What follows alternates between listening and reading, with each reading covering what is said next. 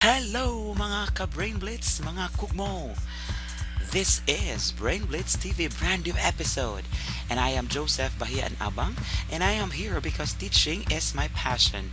You can find me in my social media account, Joseph Bahia and Abang, in Facebook, Twitter, Instagram, and also in my YouTube channel, Brain Blitz TV.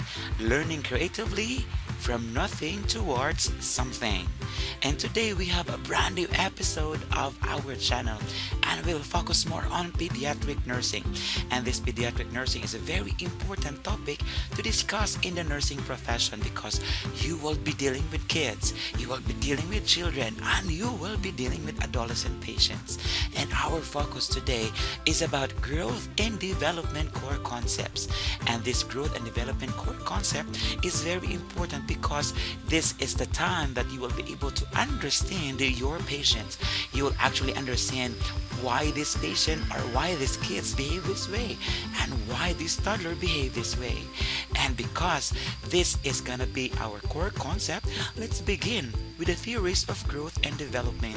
And this group and theories of growth and development is grouped accordingly. And let us now have our discussion formally. But before that, let us have this first.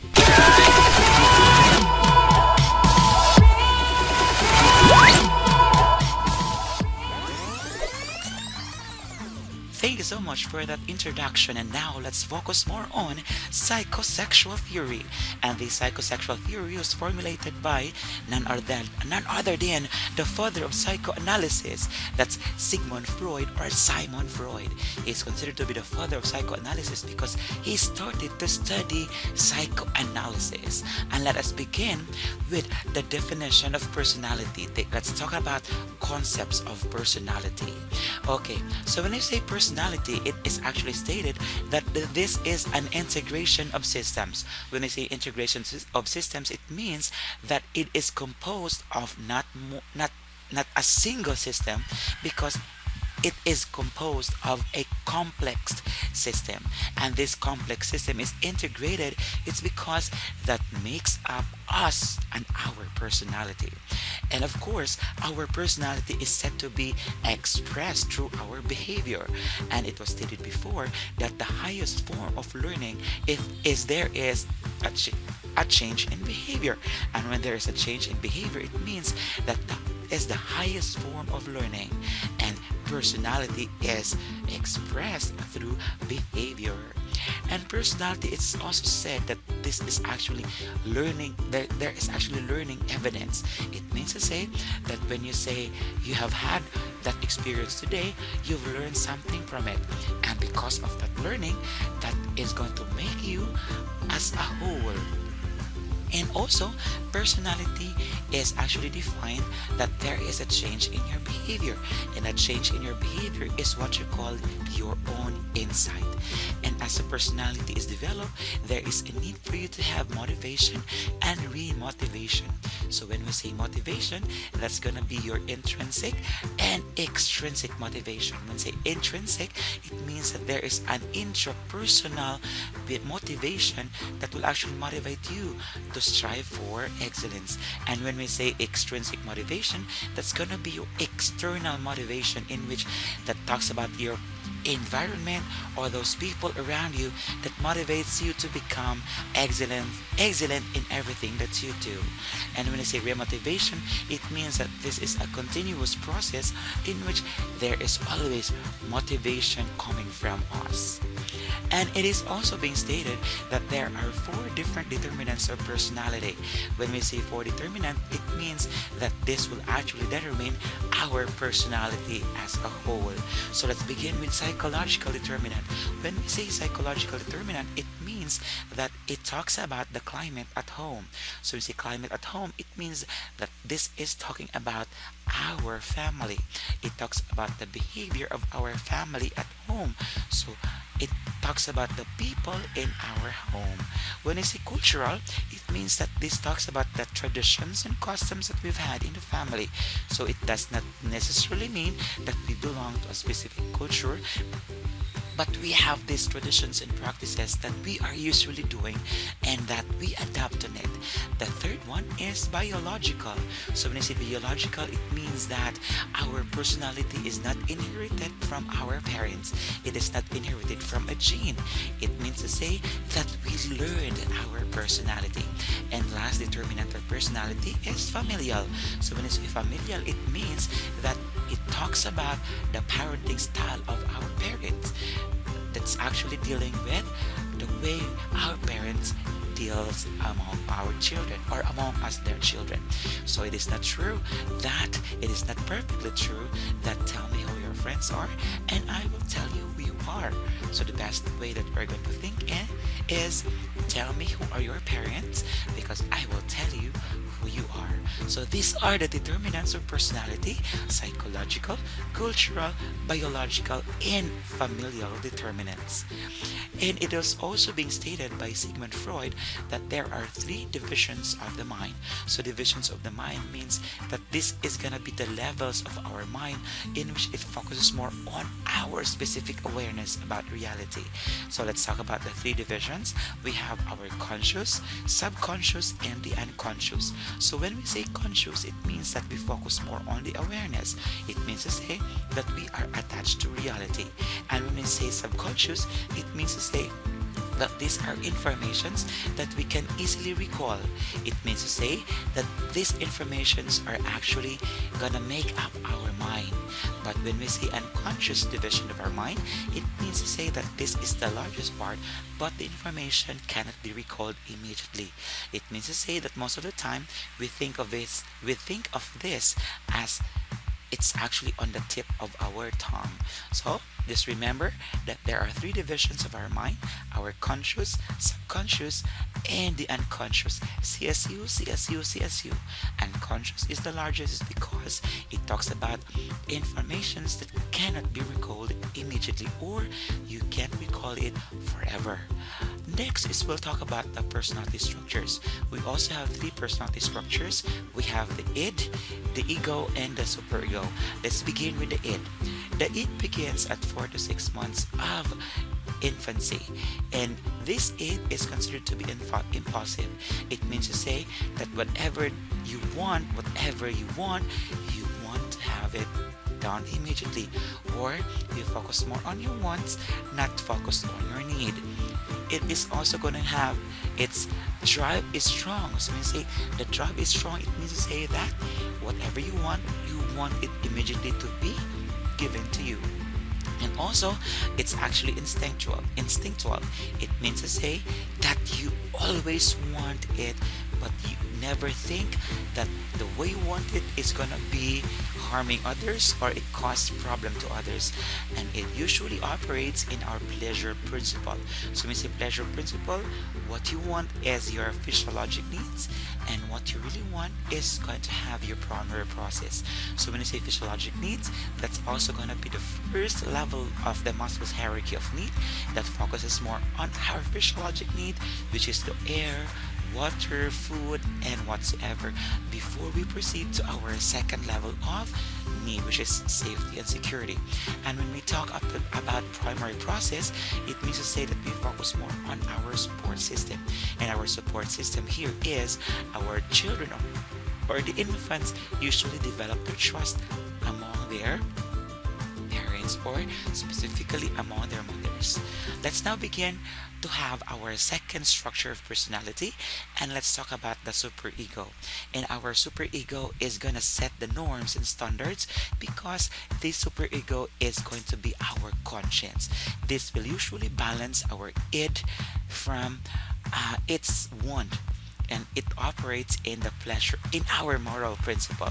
So just remember, our id operates in our it is pleasure principles, and our superego operates in the moral principles. And this superego usually delays pleasure from the id, and this will also require, it's because this will help control our ego. This requires inner control in order to help our ego to balance the strong desire or strong need of our id. Let's now have our third structure of personality, which is our ego. And our ego is going to be the executive function of our structure of personality. It's because this governs decision and this governs problem solving, and this usually operates in our reality principle. And this elicits contact with reality, and this strives to meet demands of the id. So therefore, our ego balances the wants of our id, and it balances the moral principles of our superego. So just remember, our id operates in the reality principle, our superego operates in the moral principle, and our ego is gonna operate in our reality principle, because these principles are the most common questions in the board examination and the most questions in any examinations that will be given in the future. Okay, now let's take into consideration if there will be imbalances in personality elements, what will happen to that person. So if the person has a very high id and a very low superego, that person is going to have mania. So when we say mania, it means that the person is highly irritable, highly restless, and they usually are going to exhibit a very high energy. And that energy could actually be directed to others and directed to self, because sometimes they are considered to be highly injurious and violent. Second one is, if there's a person who's high id and a low superego, they usually have antisocial personality disorder. So when we say antisocial personality disorder, it means to say that this person is going to have problems with breaking rules because they're considered to be low breakers. A person who also has high id and a low superego, they are considered to be at risk of the development of narcissistic personality disorder. So when we say narcissistic personality disorder, it means to say that the person is going to have self-recognition. They want to be the center of attraction, and they want to strive recognition, and that's going to bring them to their own personality. On the other hand, if you have a very high superego and a very low id, it means to say that you become OA. You might actually be at risk of the development of obsessive compulsive disorder or obsessive compulsive personality disorder. So when we say obsessive compulsive disorder, it means to say that you become perfectionist and your activities of daily living are going to be affected. And when you say obsessive compulsive disorder, personality disorder, it means to say that you are also going to be meticulous, but at the same time, your ADLs are not usually being affected with it. And next, if you have a very high superego and low id, you are going to be at risk of the development of anorexia nervosa. Anorexia nervosa is an eating disorder in which to say that you might actually be feeling that you are fat, but in reality you are thin. And lastly, if there's going to be an impaired ego or an imbalanced ego, you are very much high risk of the development of schizophrenia. And this schizophrenia tells us that there is a split mind, and this split mind will actually gonna tell us that you are detached to reality. Okay, now let us focus on the theory of Sigmund Freud, and this theory is talking about psychosexual theory. And psychosexual theory is going to have 5 stages, and in order for us to remember it easily, we have to remember these mnemonics: OA palagi, OAPL, OAPLG, OA palagi. So oral, anal, phallic, latency, and genital. So let's begin with oral stage of psychosexual theory. According to oral stage of psychosexual theory, and this is gonna be the oral stage, and it ranges from 0 to 18 months. And the focus of this one is oral gratifications. So when you see oral gratification, it means to say that this child or this infant is usually gonna derive gratification through the use of the mouth, and there is gonna be a relief of anxiety through the use of the mouth. And of course, it is capable of exploring the environment with the use of the mouth. So as a child or an infant who is actually at this stage is gonna be gratified if you are going to place anything by mouth. And of course, If that person is going to have problems with fixation, it leaves fixation symptoms, and that is going to be manifested by gum chewing, and sometimes this is also going to be manifested by alcoholism, cigarette smoking, eating disorders, and other fixations that will actually be manifested with the use of the mouth. Next is we have our anal stage. Our anal stage is focusing more on the development of this individual from 18 months to 36 months. So therefore, the focus of this anal stage is on the ability of this toddler to control our muscles, specifically in the anal area. So they are able to control their muscles, especially in the anal area, and there is a new area of gratification, and that's gonna be the anus. So they have to, are they able to take elimination pleasure? They're able to take pleasure upon retaining or eliminating urine or fecal matter. And if, for example, this person has to have fixation, it leaves fixation manifestation in which there is going to be an increased risk of development of obsessive compulsive disorder, or these children or this toddler is also at risk for the development of borderline personality.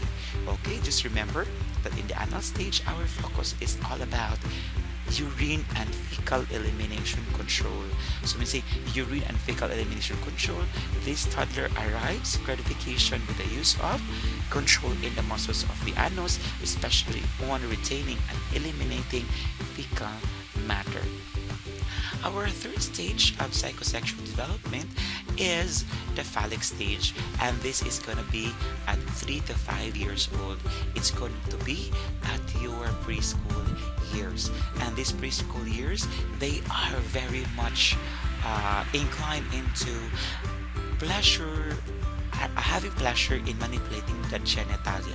So therefore, at this stage, it begins, these children or this preschool begins to manipulate the genitals, or basically at this 3 to 5 years old or at preschooler, there is gonna be this what you call masturbation, and that is considered to be normal at this stage. So what is going to be your important intervention if you're going to see a child masturbating or holding his genitals in public?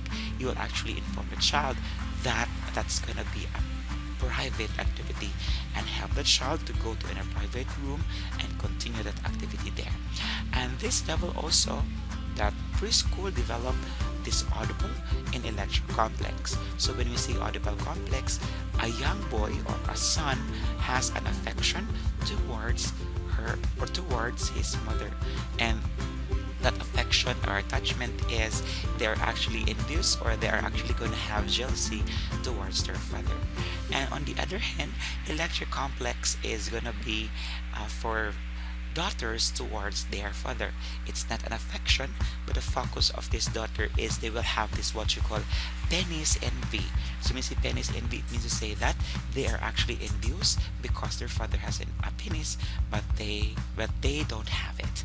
And also in the phallic stage, there is this emergence of physiological homosexuality.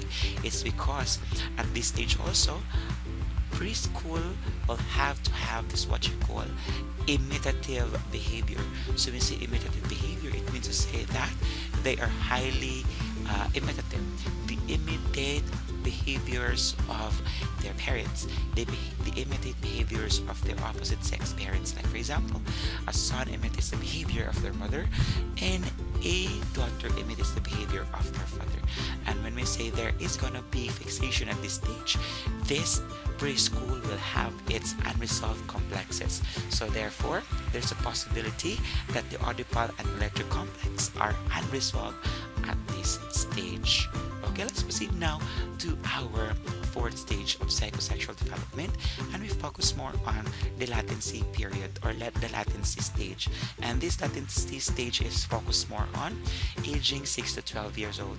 And this 6 to 12 years old, the focus is on the level of achievement, because their focus is all about school. So they focus more on their competencies in school.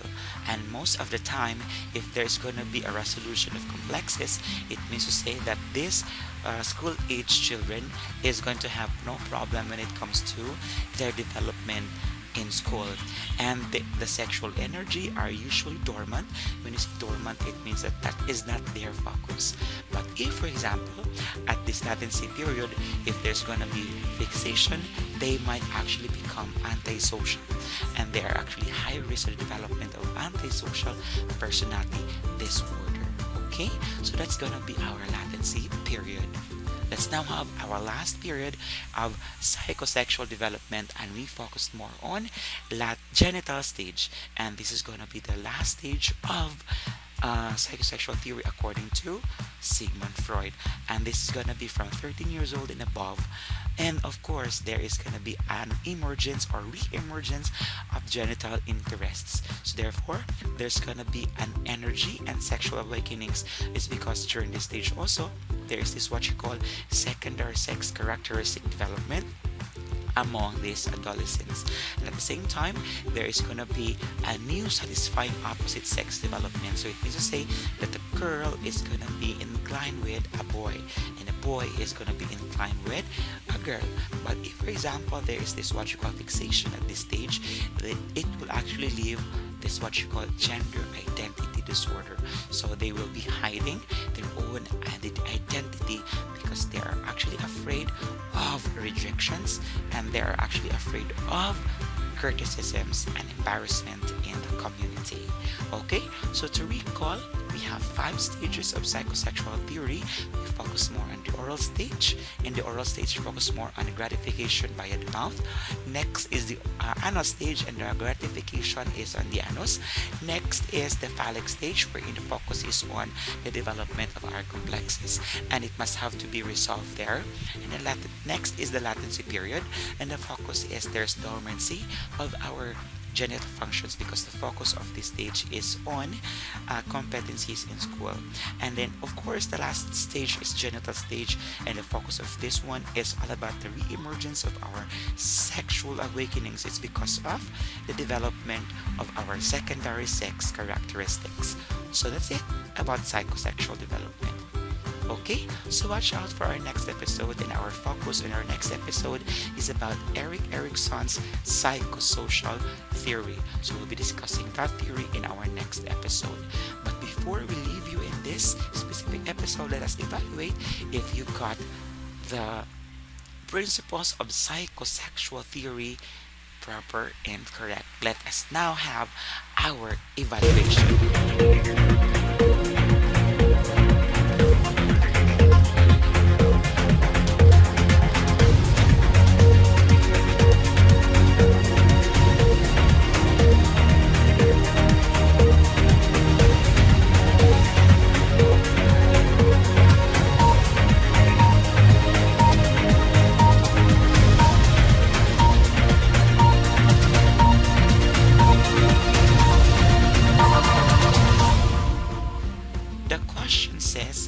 A 4-year-old child calls the clinic nurse and expresses concern because the child has been masturbating. Using Freud's psychosexual stages of development, the nurse should make which response? Letter A, this is a normal behavior at this stage. Letter B, children usually begin this behavior at the age of 8. Letter C, the child is very young to begin this behavior and should be brought to the clinic. Or letter D, this is not normal behavior and the child should be seen by the healthcare provider. Okay, so as our strategy in answering this question, let us use the word opposing answers. So when we see opposing answers, let's take into consideration what are the 2 choices that has 2 opposing answers. So our opposing answers here is choice letter A and choice letter D, because the choice letter A says this is normal and choice letter D says this is not normal. So therefore, let's eliminate letter B and C, because letter B says children usually begin this behavior at the age of 8. Remember, at the age of 8, the focus of that one is all about latency period. So it means to say that latency period, the focus is all about school development. And of course, 4 years old is already in preschool period. Therefore, at this period, 4 years old, it is expected that this child is gonna expect to manifest that masturbation. So our answer for this question is letter A. Very good, you got it correct. Next question.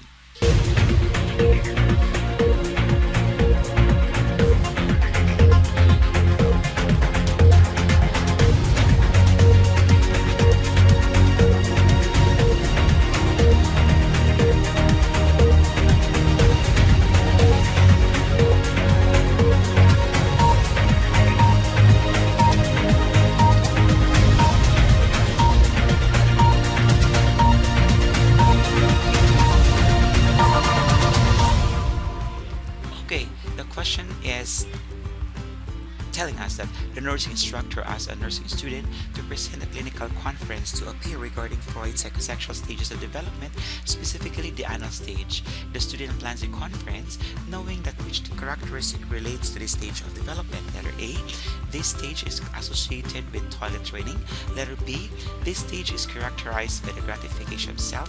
Letter C, this stage is characterized by a tapering off conscious biological and sexual urges. Letter D, this stage is associated with pleasurable and conflicting feelings about the genital organs. Okay, so let us employ now the process of elimination in answering this question. Let's begin with choice letter D. Choice letter D, this stage is associated with pleasurable and conflicting feelings about the genital organs, and the focus of that one is about the phallic period. Okay, so letter D is wrong. Letter B, this is characterized by tapering off conscious biological and sexual urges. So we say conscious biological and sexual urges, that's going to be latency period, wherein our sexual urges is actually dormant. So we are left with two choices, A and B. Which answer? The best answer is when we say ano, or best answer here for question number 2 is letter A. This stage is associated with toilet training, because letter B, the focus of that one is about the first stage or the oral stage. Let's now have our third question.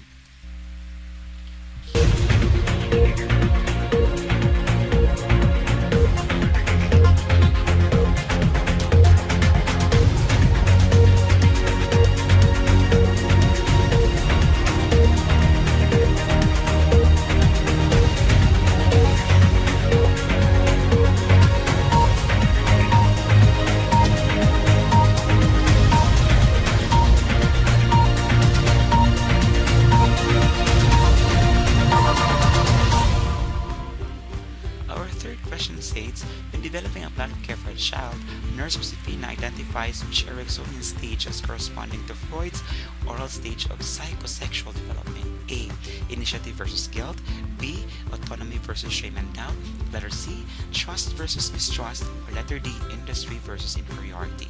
Okay, so when we say Ericksonian stage, we will be discussing that one in our next episode. But since we're talking about the oral stage of psychosexual development, it means to say that we focus more on a younger age. So when you say initiative versus guilt, that's going to be for preschool. For industry versus inferiority, that's going to be for school age. So A and D are eliminated. So it's between B and C. So when we say oral stage of psychosexual development, it means to say that it progresses towards age 2 years old. So therefore, the correct answer for question number 3 is B. Autonomy versus shame and doubt. Get it correct? Let's proceed now to question number 4.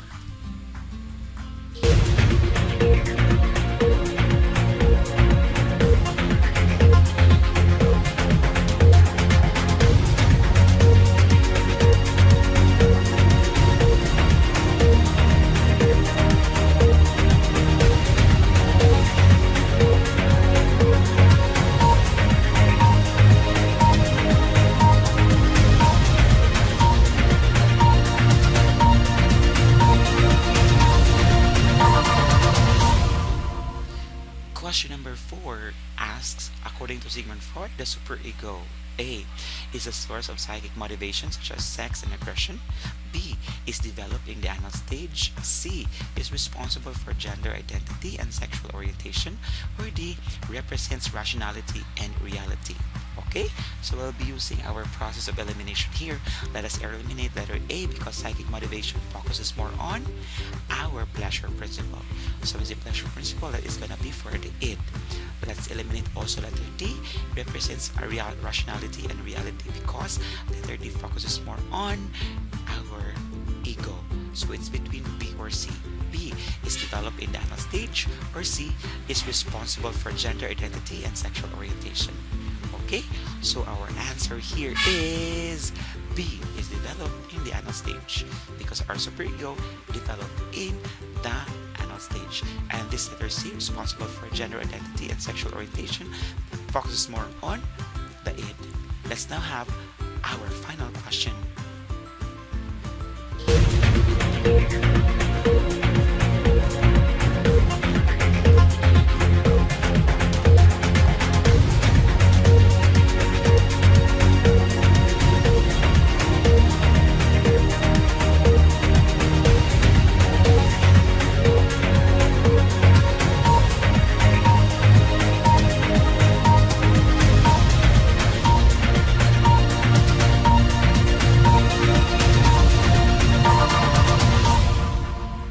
Lastly, this stage of development usually occurs at the age of 1 to 3. The ego starts to develop and it is somewhat controlled. A. Oral, B. Phallic, C. Latency, D. or anal. Okay, let's now have our clue of the question. The age of the child is 1 to 3. So therefore, it focuses more on the second stage of psychosexual development. It's not oral because that oral is going to be at infancy. It's not phallic, it's because that's going to be for the preschool. It's not in the latency, it's because that's going to be for the school age. Your answer here is letter D. Got it correct? Very good. Thanks. Got 5 over 5? Any question? You can find me at Joseph Abang in Facebook, Twitter, and also in Instagram, and also in my Twitter account. You can also find me in my YouTube channel, Brainbits TV. Please don't forget to subscribe and click the notification button for you to be notified for my new upload video. Thank you so much for watching.